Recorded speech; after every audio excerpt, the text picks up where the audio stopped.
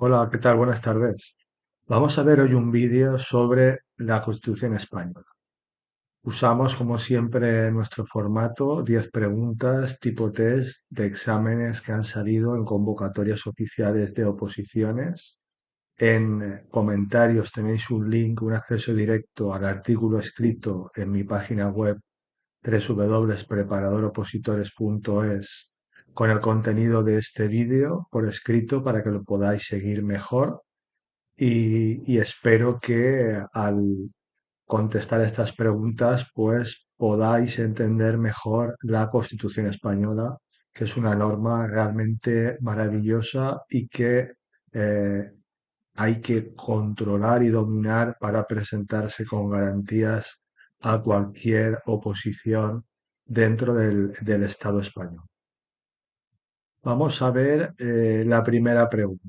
Dice, de acuerdo con el artículo 134 de la Constitución española, toda proposición o enmienda que suponga aumento de los créditos o disminución de los ingresos presupuestarios requerirá para su tramitación de la conformidad de, repito la pregunta, de acuerdo con el artículo 134 de la Constitución española, toda proposición o enmienda que suponga un aumento del crédito o una disminución de ingresos a nivel presupuestario requerirá para que se tramite esa proposición de ley o esa enmienda la conformidad de apartado A nos dice en el examen la Comisión de Presupuestos del Congreso. Apartado A, la Comisión de Presupuestos del Congreso. Falso. Apartado B, las Cortes Generales. Falso. Apartado C, el Gobierno. Verdadero. ¿Vale? Es el Gobierno el que nos tiene que dar la autorización, ¿vale?, para la tramitación de esa proposición o esa enmienda que requiere, insisto, disminución de los ingresos presupuestarios o aumento de los créditos, de los gastos. Y el apartado D, que es el Congreso de los Diputados, también es falso. Luego no son ni las Cortes Generales ni el Congreso de los Diputados, sino que es el Gobierno de España. Esto está en el artículo 134 de la Constitución, como decíamos antes, en su apartado 6, donde dice toda proposición o enmienda que suponga aumento de los créditos o disminución de los ingresos presupuestarios requerirá la conformidad del Gobierno para su tramitación. ¿Vale? Pregunta 1, artículo 134 de la Constitución española. Pregunta 2. De acuerdo con la Constitución española, el derecho a disfrutar de una vivienda digna y adecuada, el derecho, repito, a disfrutar de una vivienda digna y adecuada, apartado A, es un derecho fundamental. Falso, ¿vale? Creo que hay mucha gente que lo marcaría como verdadero, pero es falsa. ¿Vale? El derecho a disfrutar de una vivienda digna y adecuada no es un derecho fundamental. Repito, no es un derecho fundamental. Apartado B, que es la verdadera, ese derecho a disfrutar de una vivienda digna y adecuada es un principio rector de la política social y económica. ¿Vale? Es un principio rector de la política social y económica. Apartado C, que también es falso, dice es un derecho que puede ser suspendido en los términos previstos en el artículo 55 de la Constitución. Ya sabéis que trata de la suspensión de los derechos y libertades. Y el apartado D, que también será falso, dice, ese derecho a disfrutar de una vivienda digna y adecuada no está reconocido en la Constitución española. Pues es falso porque sabéis que el derecho a disfrutar de una vivienda digna y adecuada sí que está reconocido en la Constitución española. ¿Y dónde está reconocido? Pues en el artículo 47 de nuestra Constitución. Dice, todos los españoles tienen derecho a disfrutar de una vivienda digna y adecuada. Los poderes públicos promoverán las condiciones necesarias y establecerán las normas pertinentes para hacer efectivo este derecho, regulando la utilización del suelo de acuerdo con el interés general para impedir la especulación. La comunidad participará en las plusvalías que genere la acción urbanística de los entes públicos.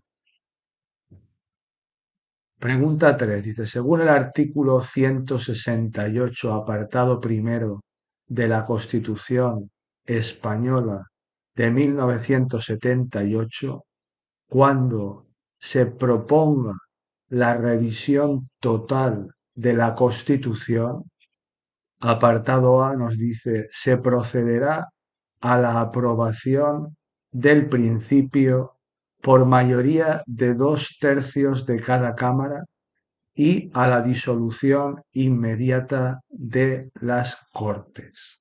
Esta es verdadera. Apartado A, insisto, se procederá a la aprobación del principio por mayoría de 2/3 de cada Cámara y a la disolución inmediata de las Cortes. El apartado B, C y D son falsos. En el examen os dirán que se exige mayoría absoluta de cada Cámara. Es falso. Se exige mayoría de 3/5 de cada Cámara. También es falso, ¿vale? Con lo cual hay que irse al artículo 168, que nos dice que cuando se propusiere la revisión total de la Constitución o una parcial que afecte al título preliminar, al capítulo segundo, sección primera del título primero o al título segundo, se procederá a la aprobación del principio por mayoría de 2/3 de cada Cámara y a la disolución inmediata de las Cortes Generales. Fijaros en este artículo 168 que lo que hace es, digamos, proteger aquellos aspectos fundamentales de nuestra Constitución, que son el título preliminar, el capítulo segundo, sección primera del título primero, que como sabéis son los derechos fundamentales, y el título segundo, que es de la corona. Para todos estos aspectos exige un porcentaje muy elevado para poder reformar cualquier cuestión de estos títulos. En concreto, repito, se exige mayoría de 2/3 de cada Cámara, 2/3 del Congreso de los Diputados y 2/3 del Senado, y la disolución inmediata de las Cortes. Pregunta 4. Dice, señale la afirmación correcta a la luz de lo establecido en el artículo 55, apartado primero de la Constitución Española, que regula la suspensión de derechos y libertad. Apartado A dice, los derechos recogidos en el artículo 17, excepto el apartado 3 de la Constitución, podrán ser suspendidos cuando se acuerde la declaración del estado de alarma, de excepción o de sitio en los términos previstos en la Constitución. Este apartado A es falso. Apartado B dice los derechos recogidos en el artículo 19 de la Constitución podrán ser suspendidos cuando se acuerde la declaración del estado de alarma, de excepción o de sitio en los términos previstos en la Constitución. También es falsa este apartado B. Apartado C, que es el verdadero, dice los derechos recogidos en el artículo 17, excepto el apartado 3 de la Constitución, podrán ser suspendidos cuando se acuerde la declaración del estado de excepción o de sitio en los términos previstos en la Constitución. Y el último, el apartado D, dice los derechos recogidos en el artículo 16 de la Constitución podrán ser suspendidos. También es falso. ¿Vale? Me interesa que sepáis lo que es el estado de alarma, lo que es el estado de excepción y lo que es el estado de sitio. Os lo tenéis que estudiar y saber el plazo de cada uno de ellos y cómo se solicitan, ¿vale?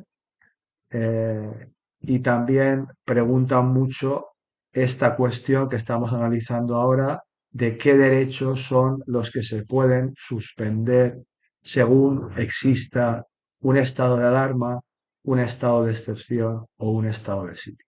¿Vale? Insisto, preguntable de una forma y preguntable de la otra. Saberse bien el concepto de los tres estados y saberse bien qué derechos, según la Constitución, se pueden suspender según estemos en cada uno de esos estados.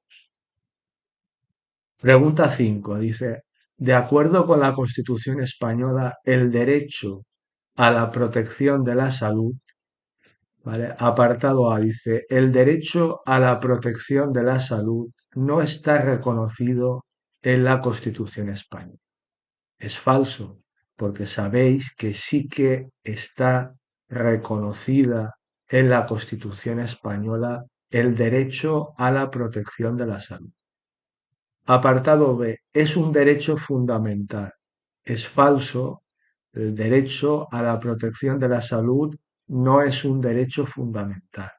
Acordaros que los derechos fundamentales son los que son y hay una tendencia muy habitual de pensar que otros derechos, que son también muy importantes, no lo voy a negar, son derechos fundamentales, pero no lo son. ¿Vale? Entonces, en este caso, insisto, el derecho a la protección de la salud no es un derecho fundamental según la Constitución española. Apartado C, ¿vale? Dice, informará la legislación positiva, la práctica judicial y la actuación de los poderes públicos. Cualquier ciudadano podrá recabar su tutela ante los tribunales ordinarios por un procedimiento basado en los principios de preferencia y sumariedad. Esta es falsa, porque precisamente son los derechos fundamentales los que, según la Constitución, ¿vale? Podrá cualquier ciudadano recabar la tutela ante los tribunales ordinarios por un procedimiento basado en la preferencia y la sumariedad, es decir, lo que conocemos como recurso de amparo. Pero, como hemos dicho, que este derecho a la protección de la salud no es un derecho fundamental, no se puede aplicar este procedimiento de preferencia y sumariedad. Y la última, que es la D, que evidentemente es la verdadera, porque es la última que nos queda, dice, ese derecho a la protección de la salud informará la legislación positiva, la práctica judicial y la actuación de los poderes públicos. Solo podrá ser alegado este derecho de la protección de la salud ante la jurisdicción ordinaria de acuerdo con lo que disponga la ley que lo desarrolle.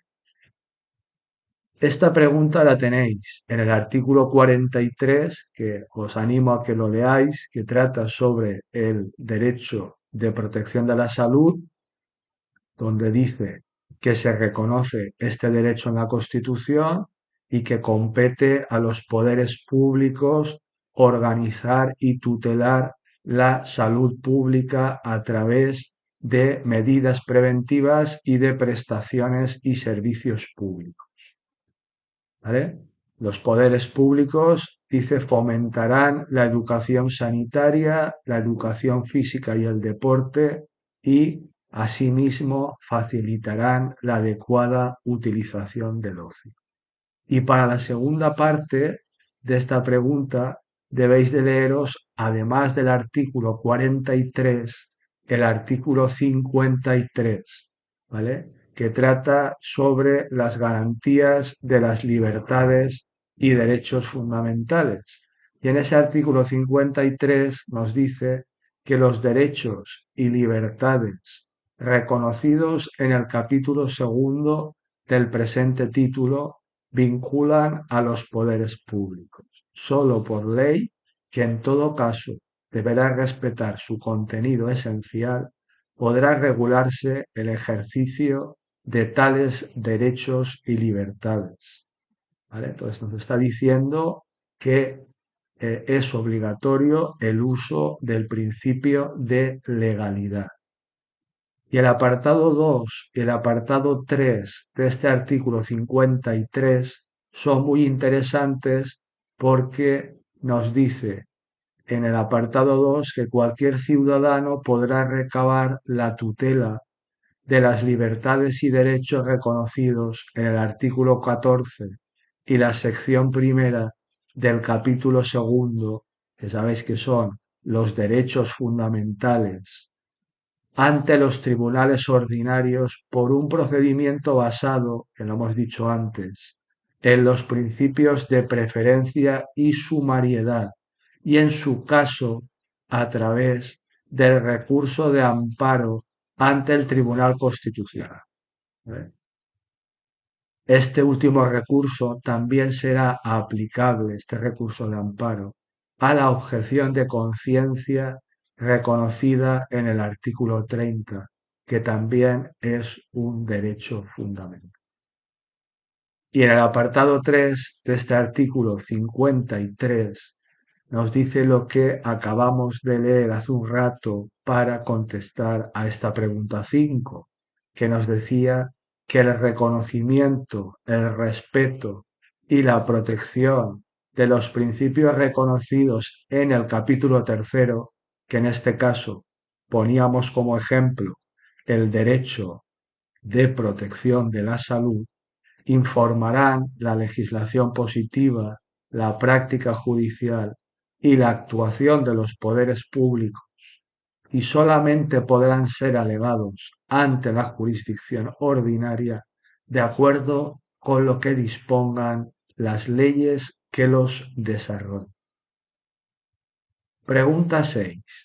Según el artículo 155 de la Constitución española, que ya es bastante famoso por todo lo que pasó con el tema de Cataluña, si una comunidad autónoma no cumpliera las obligaciones que la Constitución u otras leyes impongan, el gobierno podrá adoptar las medidas necesarias para obligar a aquella, a la comunidad autónoma, al cumplimiento forzoso de dichas obligaciones.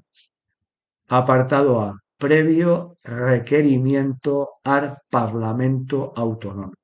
Falso. No hay un previo requerimiento, ¿vale?, del gobierno al Parlamento Autonómico. Eso es falso. Apartado B. Previo requerimiento al presidente de la comunidad autónoma. Verdadero. ¿Vale? Tiene que existir en el artículo 155, perdón, un previo requerimiento al presidente de la comunidad autónoma. ¿Vale? Apartado C, solamente con la aprobación por la mayoría absoluta del Congreso y del Senado. Falso. Y el apartado D, únicamente con la aprobación por mayoría absoluta del Congreso. Falso.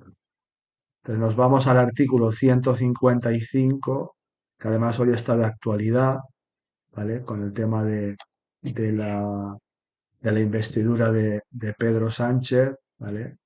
Dice, apartado uno, si una comunidad autónoma no cumpliere las obligaciones que la Constitución u otras leyes le impongan o actuare de forma que atente gravemente al interés general de España, el gobierno, previo requerimiento al presidente de la comunidad autónoma, ¿vale? Fijaros, y en el caso de no ser atendido con la aprobación por mayoría absoluta del Senado, ¿vale? Fijaros que nos ponían el examen del Congreso y del Senado. Aquí solamente es el Senado, porque es la Cámara territorial, ¿vale? Podrá adoptar las medidas necesarias para obligar a aquella, a la comunidad autónoma, al cumplimiento forzoso de dichas obligaciones o para la protección del mencionado interés general, ¿vale?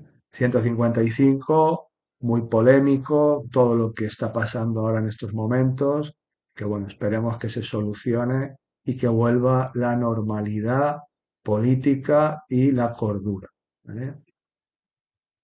Pregunta 7. Dice, la reforma de la Constitución española, apartado A, podrá iniciarse durante la vigencia del estado de alarma, pero no durante la vigencia de los estados de excepción o de sitio. Esta es falsa. Apartado B dice, podrá iniciarse durante la vigencia del estado de alarma o del estado de excepción, pero no durante la vigencia del estado de sitio. Falso también.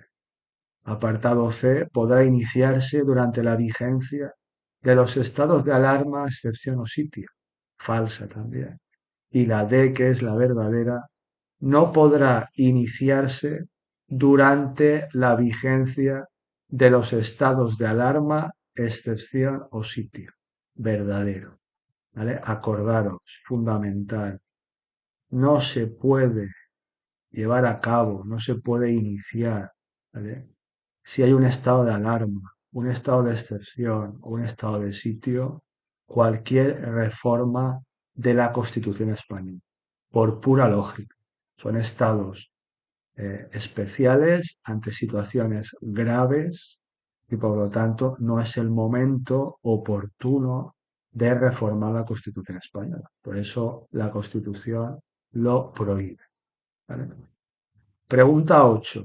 De acuerdo con lo dispuesto en la Constitución, la alteración de los límites territoriales de las provincias, apartado A, podrá ser aprobado esa alteración, ese cambio del límite territorial de cada provincia por ley de la Asamblea Legislativa de la Comunidad Autónoma cuando dicha alteración, solo afecte al territorio de una comunidad autónoma. Falso, ¿vale? Y ni siquiera en ese caso, que solamente afecte a una comunidad autónoma, la Asamblea Legislativa de esa comunidad autónoma puede modificar eh, esos límites territoriales. Apartado B. Deberá ser aprobada en todo caso por las Cortes Generales mediante ley orgánica. Falso. Falso, ¿por qué? Porque evidentemente la alteración del límite territorial de una provincia es algo muy serio. Y por lo tanto, una ley ordinaria, como hemos explicado muchas veces en distintos vídeos, en distintos artículos, no es el método adecuado para regular ese aspecto, sino que requerirá de una ley orgánica, ¿vale? Es el apartado C, que es el verdadero, dice, deberá ser aprobada esa alteración de los límites territoriales de la provincia, deberá ser aprobada en todo caso por las Cortes Generales, fijaros, que no os pongan por el Congreso de los Diputados o por el Senado, sino que por las Cortes Generales mediante ley orgánica, ¿vale? Y el apartado B, que es muy arriesgado de ponerlo como verdadero, porque dice, deberá ser aprobada en todo caso por el Senado mediante acuerdo adoptado por la mayoría absoluta de sus miembros. Entonces puede darse la circunstancia de que algún alumno piense, bueno, el Senado es la Cámara de Representación Territorial, al final una provincia, pues el Senado sí que tiene competencia para modificar ese límite territorial. Pues tampoco, ¿vale? Acordaros. Artículo 141 de la Constitución, de nuestra Constitución, dice la provincia es una entidad local con personalidad jurídica propia. Esto también es fundamental, esta frase, que os la sepáis. Si la provincia tiene personalidad jurídica propia, determinada por la agrupación de municipios y división territorial para el cumplimiento de las actividades del Estado. Cualquier alteración de los límites provinciales habrá de ser aprobada por las Cortes Generales mediante ley orgánica. Artículo 141.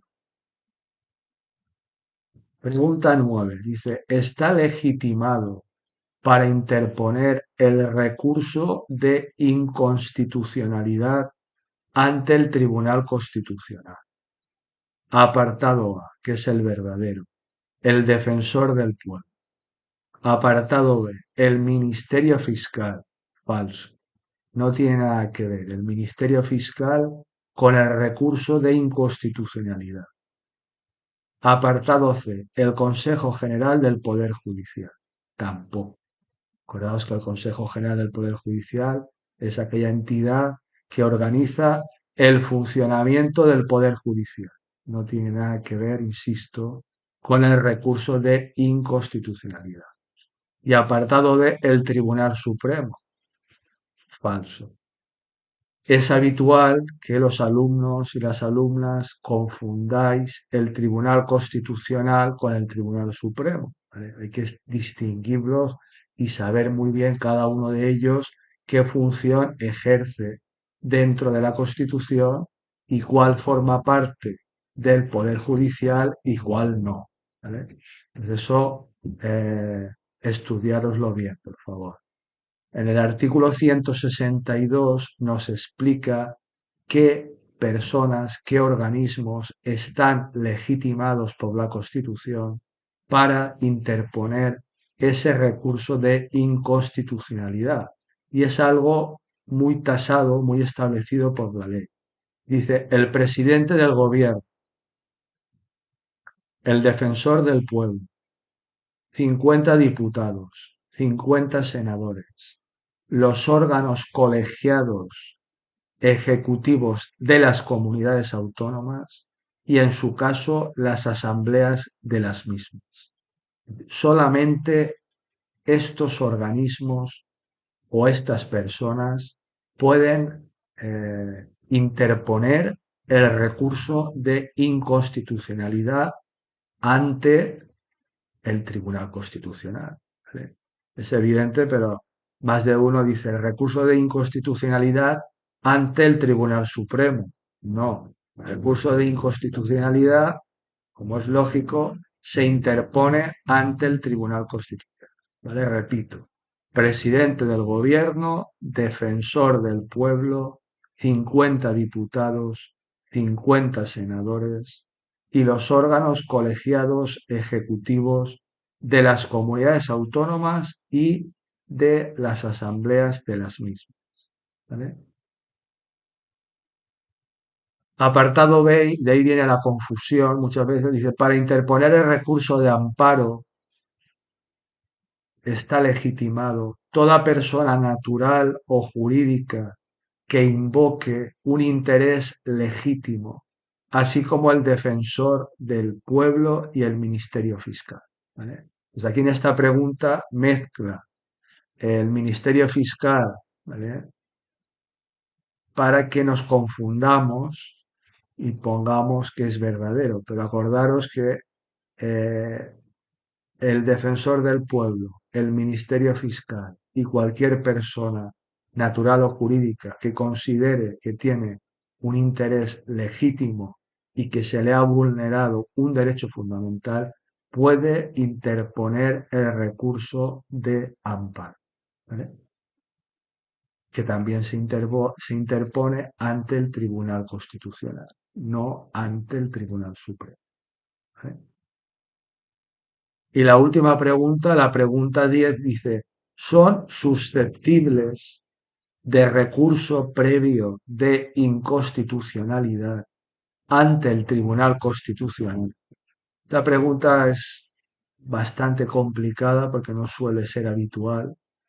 Son susceptibles de recurso previo de inconstitucionalidad ante el Tribunal Constitucional. Apartado A, los proyectos de decretos ley. Falso. Apartado B, los proyectos de ley orgánica, cualquiera que sea su contenido. Falso también. Apartado C, que es el verdadero, los proyectos de reforma de los estatutos de autonomía. Verdadero. ¿Eh? Y apartado D, que es la más falsa, creo yo, la que se ve más evidente, los proyectos de legislación delegada. Entonces, insisto, son susceptibles de recurso de inconstitucionalidad con carácter previo.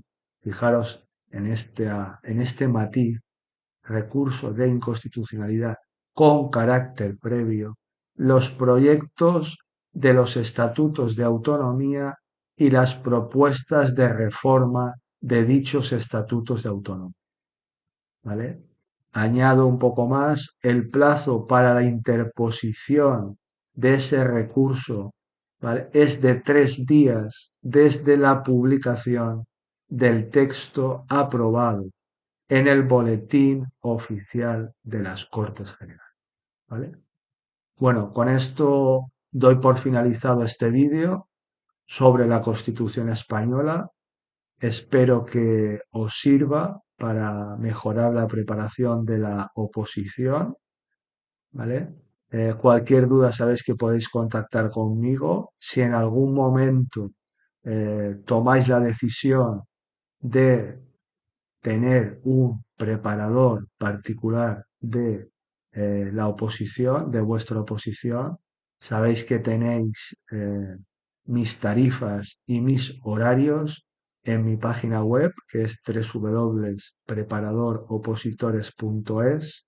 En estos momentos estoy preparando oposiciones tanto para la Administración General del Estado como para distintas oposiciones a comunidades autónomas y a corporaciones locales.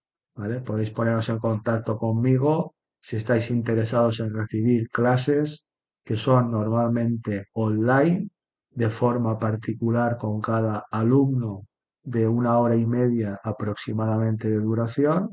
Podemos ver el temario, los horarios y, bueno, pues plantear, empezar esa preparación, ¿vale? Bueno, no quiero extenderme más. Muchas gracias por vuestra atención. Espero, insisto, que esto os sirva para mejorar y cualquier duda ya sabéis. Un fuerte abrazo y muchísimas gracias a todos. Buenas tardes.